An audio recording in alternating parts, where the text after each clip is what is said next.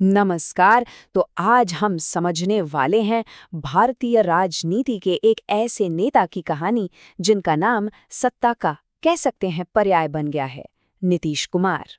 चलिए, एक सवाल से शुरू करते हैं। कोई भी व्यक्ति एक ही राज्य का मुख्यमंत्री आखिर कितनी बार बन सकता है? एक बार, 2 बार या शायद 3 बार? तो इसका जवाब है 9 बार। जी हाँ, आपने बिल्कुल सही सुना। एक ही व्यक्ति एक ही राज्य का 9 बार मुख्यमंत्री।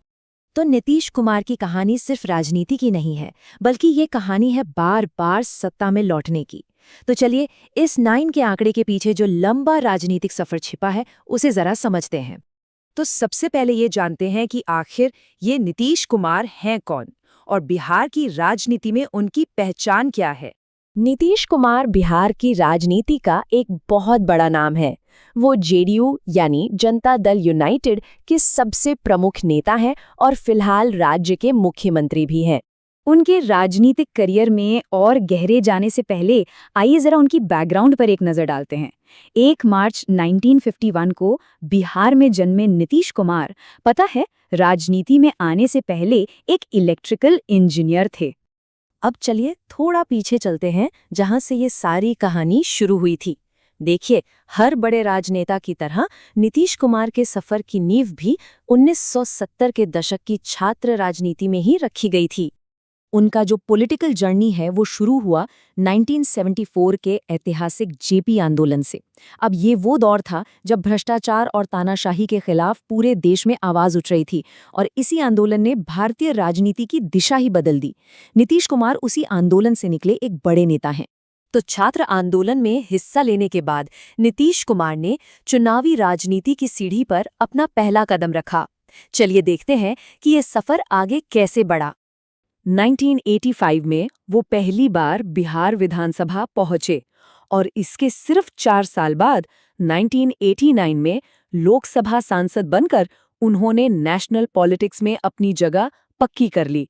ये दिखाता है कि उनका राजनीतिक कद कितनी तेजी से बढ़ रहा था। और इसके बाद शुरू होता है उनके करियर का वो दौर जिसके लिए वो सबसे ज्यादा जाने जाते हैं, यानी बिहार के मुख्यमंत्री के तौर पर उनका लंबा और बार-बार का कार्यकाल। लेकिन यहाँ एक दिलचस्प बात है, मुख्यमंत्री के तौर पर उनका जो पहला कार्यकाल था ना, वो बहुत ही छोटा था। मार्च 2000 में वो सिर्फ 7 दिनों के लिए सीएम बने थे। मतलब इस शुरुआत से तो कोई अंदाजा भी नहीं लगा सकता था कि वो आगे चलकर इसी कुर्सी पर एक रिकॉर्ड बनाने वाले हैं। तो अब सवाल ये उठता है कि उन 7 दिनों के बाद उन्होंने असल में कब मुख्यमंत्री का पद संभाला। तो देखिए, 2000 के उन 7 दिनों के बाद 2005 से जो सिलसिला शुरू हुआ वो आज तक जारी है।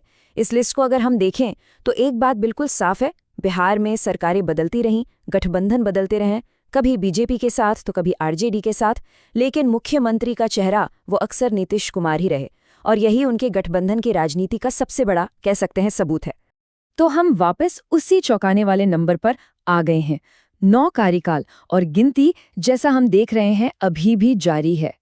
तो फिर इस लंबे राजनीतिक सफर का सार क्या निकलता है? चलिए कुछ मुख्य बातों पर एक नजर डालते हैं।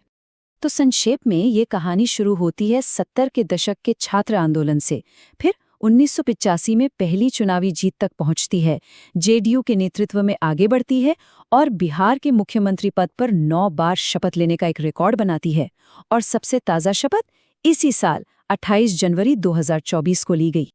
तो आखिर में एक सवाल रह जाता है, किसी एक राजनेता का दशकों तक सत्ता के केंद्र में बने रहना, बार बार मुख्यमंत्री बनना, ये क्या दिखाता है? क्या ये उस व्यक्ति की राजनीतिक कुशलता है या फिर उस राज्य की राजनीति की कोई मजबूरी? ये लंबा सफर अपने पीछे सोचने के लिए ऐसे कई सवाल छोड़ जाता है।